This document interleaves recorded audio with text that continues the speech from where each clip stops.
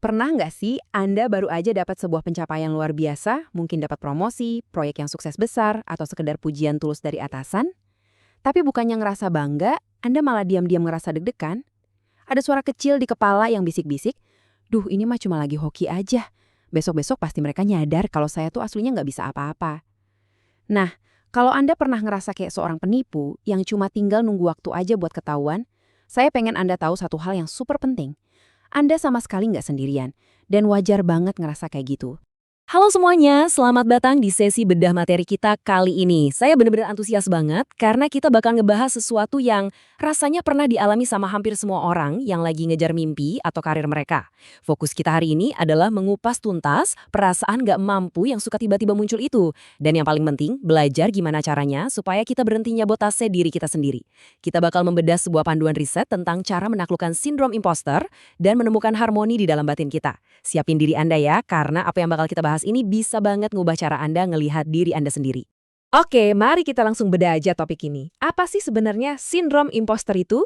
Singkatnya, ini tuh kondisi psikologis di mana seseorang ngerasa nggak pantas dapetin kesuksesan yang padahal udah mereka raih dengan susah payah. Kondisi ini ngebikin kita nutup mata dari bukti nyata kerja keras dan kompetensi kita sendiri.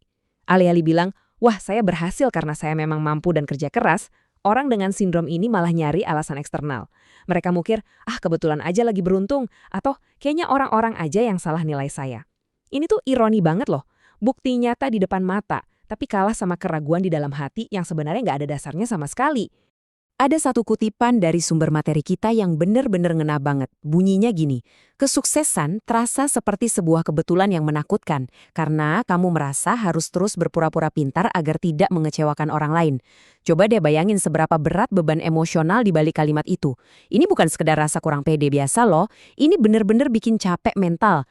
Rasanya sepi banget kan kalau tiap hari kita harus hidup dalam ketakutan bakal ketahuan. Otak kita memanipulasi kita buat percaya kalau kita ini cuma lagi pakai topeng.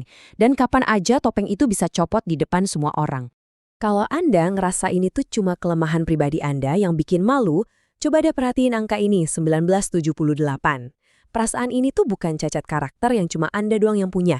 Ini adalah fenomena psikologis yang udah terdokumentasi dan diteliti sama ahli bernama Clench dan Imes dari tahun 1978. Awalnya mereka ngelihat pola ini sering banget muncul di wanita berprestasi tinggi, dan akhirnya sadar kalau ini tuh pola pikir yang sistematis, bukan kelemahan personal. Fakta bahwa sains sudah ngakuin fenomena ini selama lebih dari 4 dekade, mestinya bisa ngasih kita sedikit kelegaan ya, kita nggak aneh, kita cuma manusia. Sayangnya, ngerasa jadi penipu ini benar-benar nguras energi mental kita sehari-hari. Ada 4 wujud nyatanya nih, yang sering banget kita kira sebagai kerendahan hati. Padahal aslinya itu murni bentuk sabotase diri. Pertama, bekerja berlebihan. Kita kerja jauh lebih keras dari porsinya cuma karena takut ketahuan gak kompeten. Kedua, menolak pujian. Begitu dipuji, otomatis kita langsung les.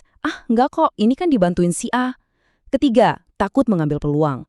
Udah jelas kualifikasi masuk, tapi malah mundur teratur dari promosi. Dan keempat, perfeksionisme ekstrim. Kita matok standar dewa yang gak masuk akal. Terus pas meleset dikit aja, kita langsung mikir, tuh kan bener, saya emang gak bisa apa-apa. Terus yang jadi pertanyaan besarnya, dari mana sih asal-muasal perasaan ini? Kenapa otak kita bisa-bisanya mikir kayak gitu? Tentunya, perilaku yang ngerugiin diri sendiri ini nggak muncul tiba-tiba dari langit. Memahami akar masalahnya itu krusial banget biar kita bisa memvalidasi perasaan kita. Jadi, poin krusialnya adalah 3 pemicu utama ini. Pertama, dinamika masa kecil. Kalau kita tumbuh di lingkungan yang cuma ngasih pujian atau kasih sayang pas kita dapat nilai bagus atau juara, itu bisa ngebentuk rasa insecure yang dalam banget. Kedua, transisi kehidupan. Masuk ke lingkungan baru, misal baru lulus atau baru pindah profesi, itu otomatis bikin kita ngerasa inferior karena ngerasa belum punya jam terbang. Dan yang ketiga, ini nih jebakan zaman now, ilusi kompetensi orang lain. Kita sering banget bandingin proses behind the scenes kita yang berantakan dan penuh revisi sama highlight reel orang lain di media sosial yang udah mulus dan sempurna. Ya jelas aja kita ngerasa tertinggal. Nah, untuk keluar dari siklus yang melelahkan ini, sumber materi yang kita bahas hari ini nawarin satu pergeseran mindset yang powerful banget, yaitu Perspektif Universal Inner Harmony atau UIH. Dan ini secara brilian ngasih gambaran soal bedanya rendah hati yang beneran sama sekedar merendahkan diri sendiri. Garis pembatasnya itu tipis banget loh. Di satu sisi, kita punya rendah hati sejati.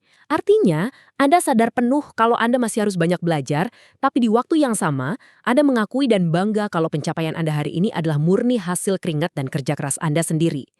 Di sisi lain, ada merendahkan diri. Nah, ini kerjaannya sindrom imposter. Dia maksa Anda buat menyangkal realitas kerja keras Anda, ngebiarin rasa takut ngerampas hak Anda buat ngerasa bangga, yang berujung pada batin yang nggak tenang. Jangan sampai ketakutan ngebajak kemenangan-kemenangan kecil Anda ya.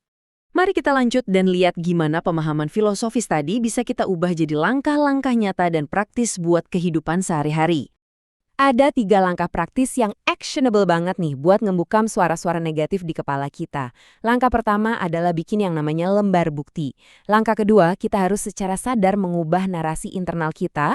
Dan langkah ketiga, membuka dialog alias berani nunjukin sisi rentan kita. Yuk kita bedah pelan-pelan biar Anda bisa langsung praktekin abis ini. Langkah pertama ini benar-benar logis dan ampuh banget. Namanya lembar bukti. Coba deh, mulai sekarang simpan setiap pujian, email apresiasi dari klien, target metrik yang tembus, atau feedback positif apapun. Kenapa harus disimpan? Soalnya, pas otak Anda mulai jahat dan bisikin kalau Anda tuh penipu, Anda nggak bakal menang kalau ngelawannya pakai emosi. Anda harus lawan pakai data. Dokumentasi ini bakal jadi catatan fisik, semacam data empiris yang telat banget buat nyuruh otak Anda diem pas dia nyoba ngeyakinin kalau Anda nggak pantas dapat kesuksesan itu. Nah, hal yang paling menarik dari poin ini adalah kekuatan dari berani tampil rentan. Sindrom imposter ini tuh seneng banget kalau kita menderita sendirian. Dia ngeyakinin kita kalau cuma kita doang yang ngerasa gagal. Tapi percaya deh, dengan sekedar curhat ke lingkaran kecil orang-orang yang Anda percaya, ilusi itu bakal langsung patah. Seringnya nih, pas Anda berani cerita, Anda bakal kaget luar biasa karena ternyata teman Anda yang paling sukses dan kelihatan sempurna itu pun diam-diam nyimpan ketakutan yang sama persis kayak Anda. Sebagai penutup pembahasan kita kali ini, saya mau ninggalin satu pemikiran yang semoga bisa memberdayakan dan ngubah narasi internal Anda. Daripada panik dan mikir, duh saya nggak tahu apa-apa nih, mending ubah mindsetnya jadi, saya mungkin belum tahu segalanya sekarang, tapi saya cukup pinter kok buat mempelajarinya di sepanjang jalan.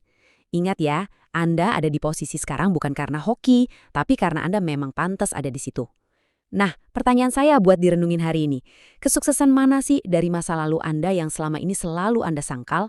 Dan bersediakah Anda, mulai detik ini, ngasih tepuk tangan ke diri sendiri atas semua kerja keras itu?